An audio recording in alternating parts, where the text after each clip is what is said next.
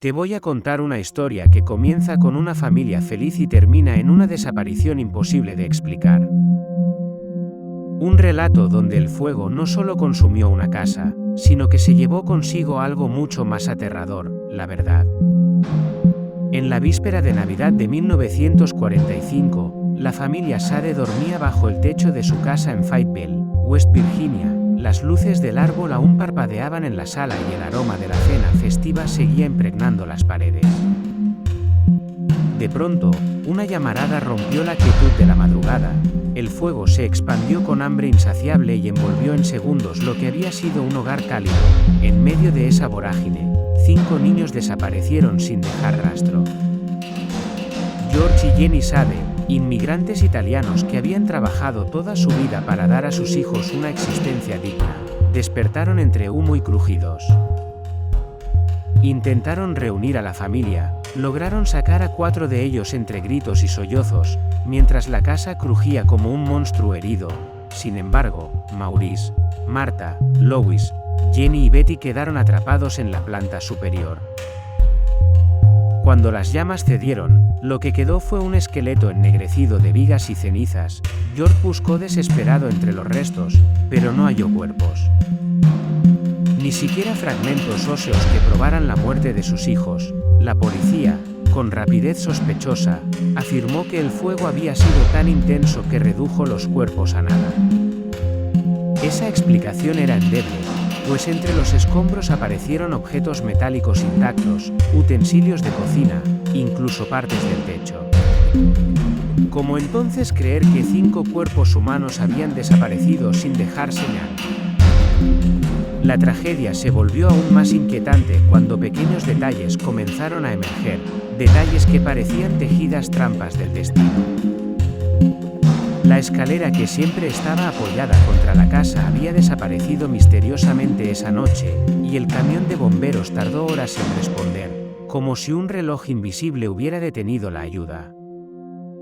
Lo más perturbador era que alguien había manipulado el sistema eléctrico días antes, aunque luego el tendido parecía intacto. Nada encajaba, y cada pieza nueva parecía un guiño de algo más oscuro. Los testigos comenzaron a hablar, algunos aseguraban haber visto luces extrañas y una camioneta estacionada cerca de la casa en plena madrugada. Otros contaron que oyeron una conversación apresurada, voces masculinas que se apagaban con el viento, incluso un chofer afirmó que había visto a niños parecidos a los Sade en la carretera, aquella misma noche. El incendio ya no parecía un accidente, sino la cortina de humo de un plan siniestro. Los Sade, negándose a aceptar la versión oficial, iniciaron su propia investigación, recorrieron pueblos, escribieron a periódicos, colgaron carteles con las fotografías de los niños desaparecidos. En una ocasión, recibieron una carta con una fotografía borrosa. En ella, un joven de rostro ambiguo, semejante a Louis, aparecía junto a otros niños en un paisaje irreconocible. ¿Era una burla cruel o una pista real? Nadie pudo confirmarlo, pero para George y Jenny era combustible suficiente para seguir buscando.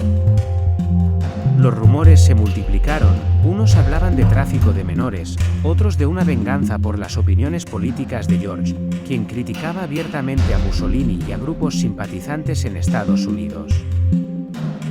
En la posguerra, los miedos y resentimientos podían transformarse en conspiraciones, y los Sade se preguntaban si sus hijos habían sido víctimas de un ajuste de cuentas. ¿Habían sido llevados lejos como piezas de un juego que jamás comprenderían? Con los años, el misterio no se apagó, al contrario, creció como una hoguera que nunca se extingue del todo. Cada aniversario, la familia colocaba velas en memoria de los niños, mientras Fayetteville murmuraba la historia como si fuera una maldición local.